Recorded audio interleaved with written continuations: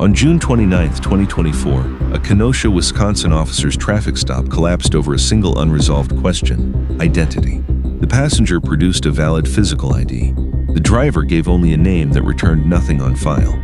You said the vehicle's yours? Yes. Is there insurance on it? You cool with pictures?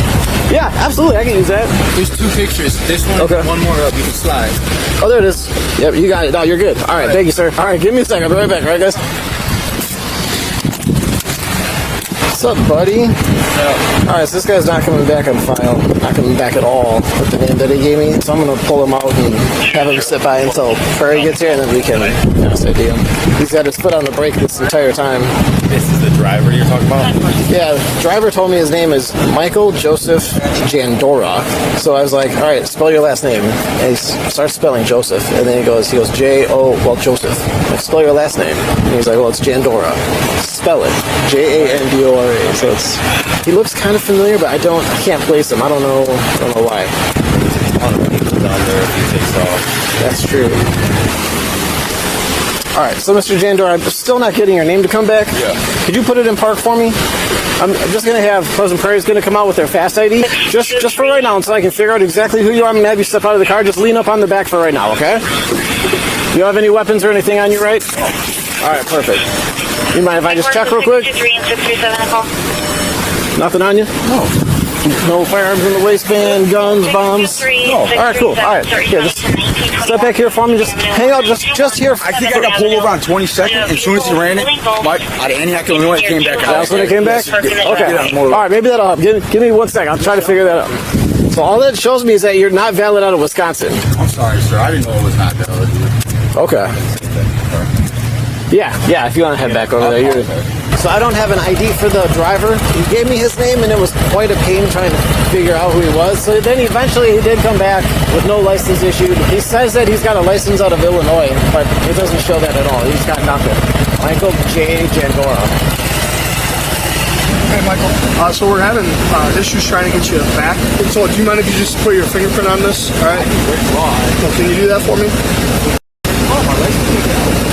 So I don't want to give I'm not. Because I gave you guys. So you gave me information, but I have to verify that is you.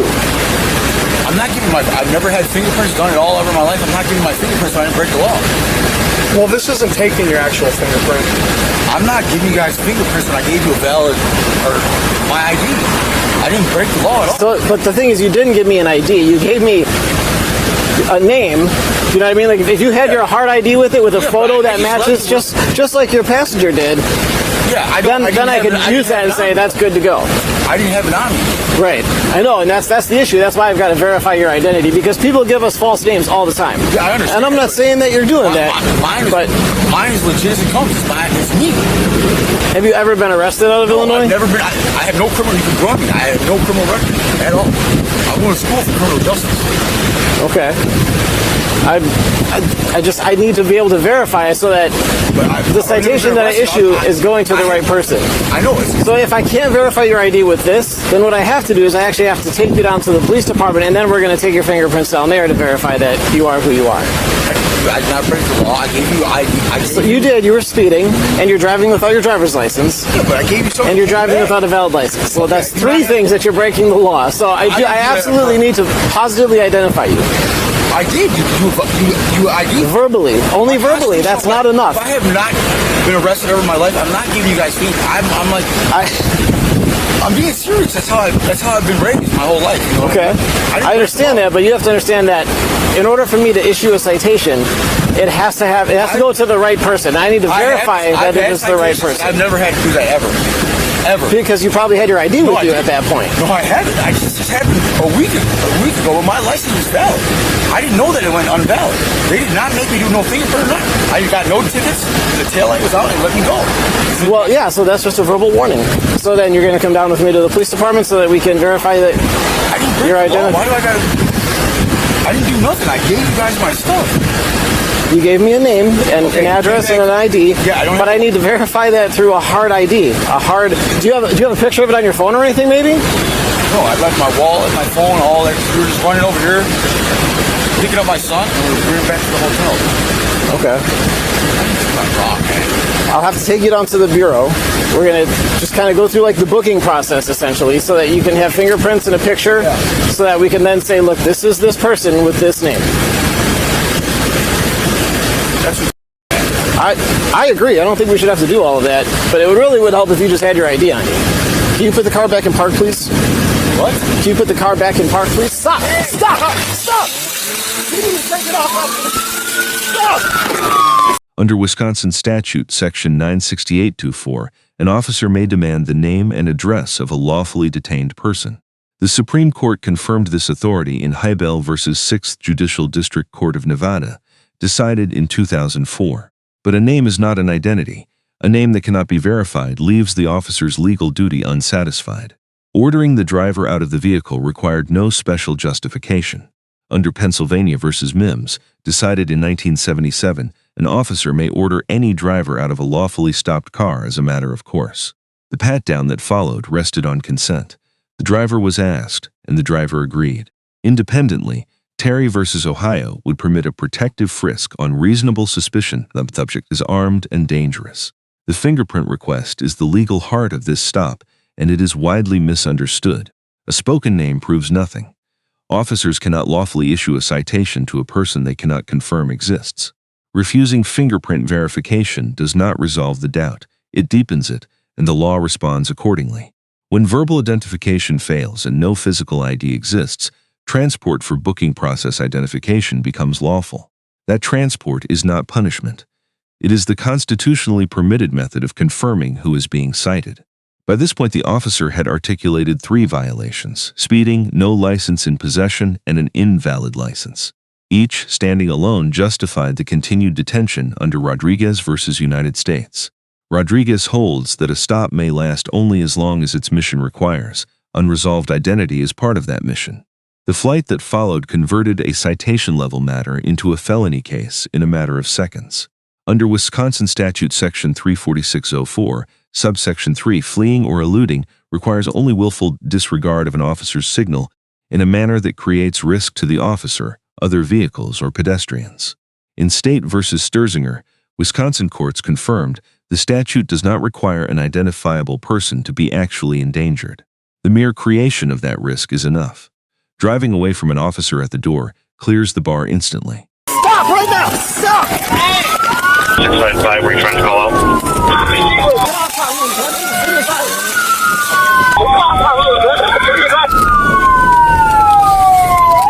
655, I'm not able to copy your radios. I'm not able to copy your radios. Stop! Stay right there! Stay right there! 634, good evening. 1050, Simmons Island, hit Ernie at Park Patrol. Sit down! Sit down! Sit down! Sit down! He's pushing me on my Sit down! I'm coming down. You okay? Yeah, I'm fine, dude. My shit. Mother. He just took my car. He just took my car, bro.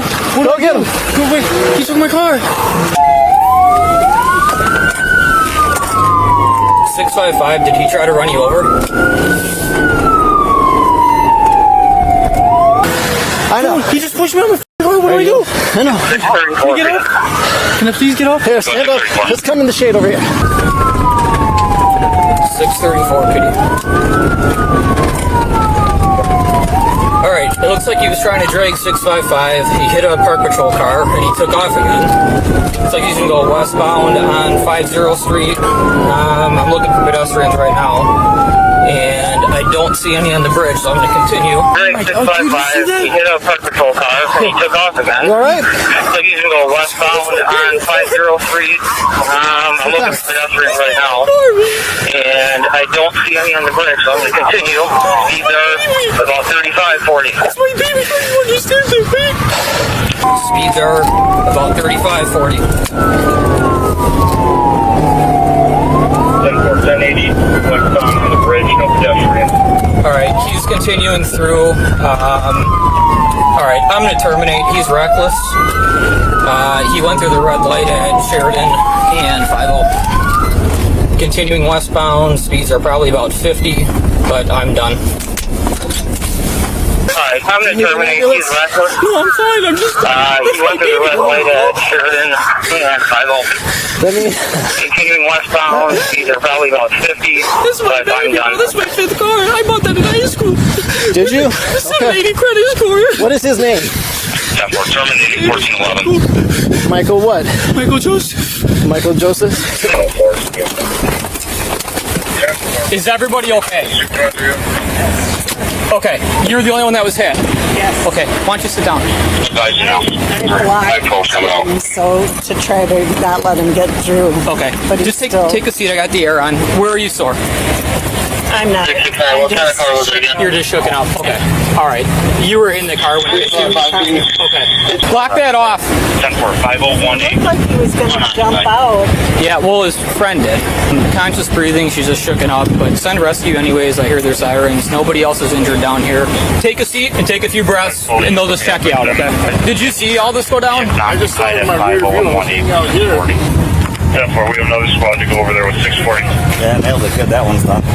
Yeah, that was history. While officers deal with the crash scene and the passenger who was pushed out of the vehicle by the suspect, the vehicle the suspect fled in is reported to have crashed nearby. 5018. I have the vehicle unoccupied. About 35, 40. 10-4, we have another squad to go over there with 640. 669, I'm 23 is location. If we could get one or two more and probably a drone. Orange shirt or orange pants? Okay. I just know he disappeared somewhere over there. Yeah, so I got the vehicle, but the guy ran. It seemed calm at first. I don't Yeah. know what the frick. Yeah, then out of nowhere, he just took off. You guys catch him? No, well, we're looking for him, but he started getting too reckless, and I wasn't gonna chase him any further. And yeah, that's the thing. It wasn't worth it. You guys know who he is? I think so. We're gonna need a couple cars over here. He was last seen running south and then a little bit west through the yard. So if we could start getting a little wide perimeter until the drone can get up. While officers are in the middle of setting up a perimeter, a witness informs an officer that she recently saw the suspect. How long ago? Like 3 or 4 minutes Which ago. way did he go? I can check my camera. He just scared the fucking shit out of me. Which way did he go though? He went that way. He wanted $300. My heart is. He looked very scary. 2-3 minutes ago, the male just ran southwest past 19th Avenue, going around on the back side, so the south side of the church here. So it looks like he made it a couple blocks west already. As officers continue searching the area, they bring a K-9 to help track the suspect. As these two officers search this area, they're about to get the jump scare of their lives.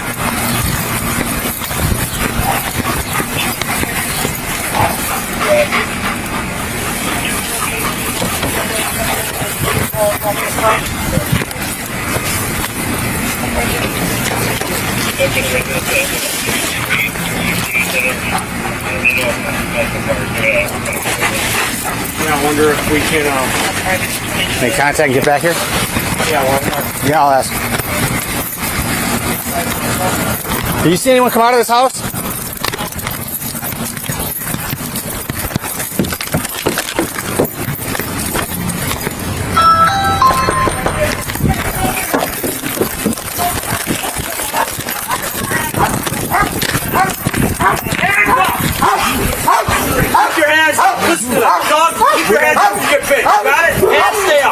Get on your stomach!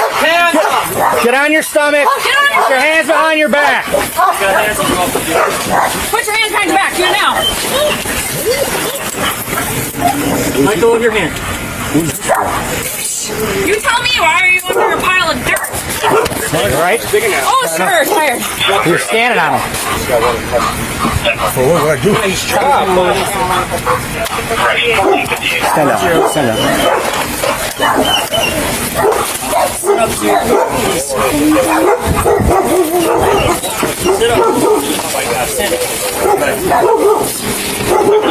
Pushing a passenger from the moving vehicle triggered a separate and graver charge.